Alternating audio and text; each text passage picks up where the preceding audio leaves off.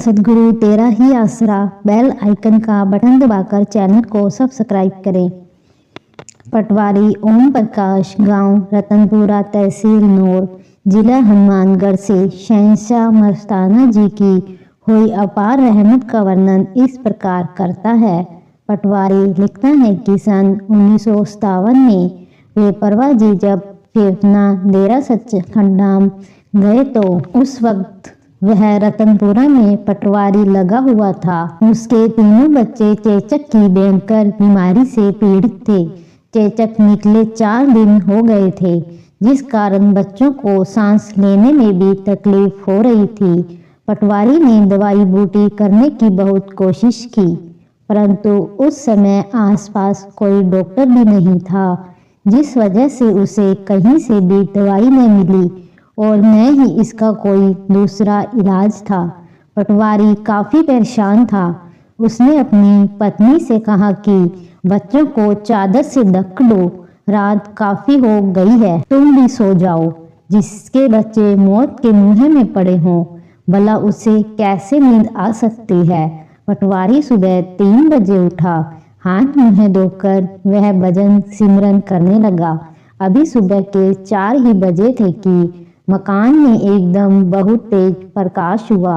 उसने आंखें खोली तो देखा कि वाली दो जहान बेपरवाह मस्ताना जी हाथ में लाठी लिए हुए खड़े हैं। उसने अपने सतगुरु को प्रणाम किया।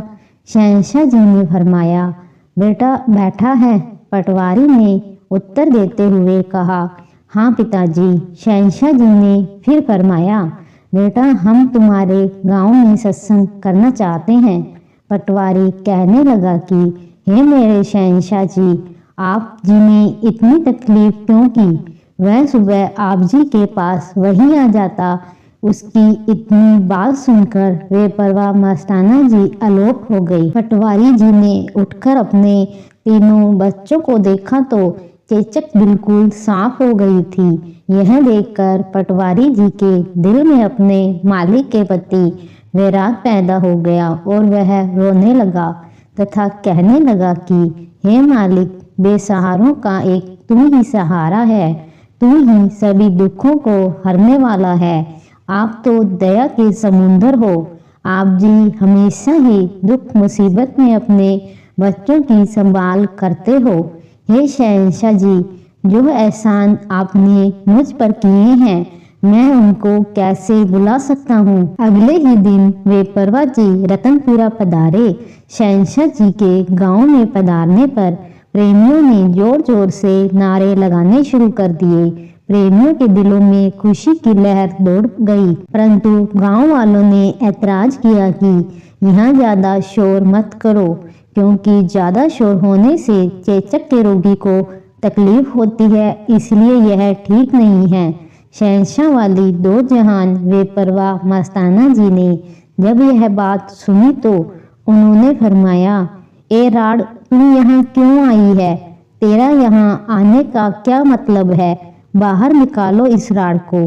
पूज्य बाबा जी का मतलब चेचक की बीमारी को वहां से भगाने का था। तब से आज तक पटवारी जी के घर तो क्या, सारे रतनपुरा गांव में भी चेचक की बीमारी नहीं आई। जैसा कि मन ही मन में सभी को यह बैर था कि यह तो छूत का रोग है, एक गांव तो क्या आसपास के सभी गांवों में फैल जाएगा। परंतु हुआ इसके बिल्कुल विपरीत। जैसे शहंशाह मस्ताना जी ने फरमाया था, बल्कि सारे हिंदुस्तान में भी इसका बिल्कुल खात्मा हो गया है। सभी गांव वालों ने इस भयानक बीमारी से छुटकारा पाकर सुख की सांस ली और बेपरवाह मस्ताना जी का लाख लाख शुक्राना किया। पूर्ण संत महात्मा तो हमेशा परोपकारी होते हैं और वे परोपकार करने के लिए ही सचखंड से चलकर मात्र लोक में आते हैं। बेपरवाह जी के वचनों से चेचक का भारी प्रकोप जो उन दिनों सारे गांव में फैला हुआ था, तत्काल ही खत्म हो गया और गांव के सभी मरीज स्वस्थ हो गए। धन धन सद्गुरु तेरा ही आसरा।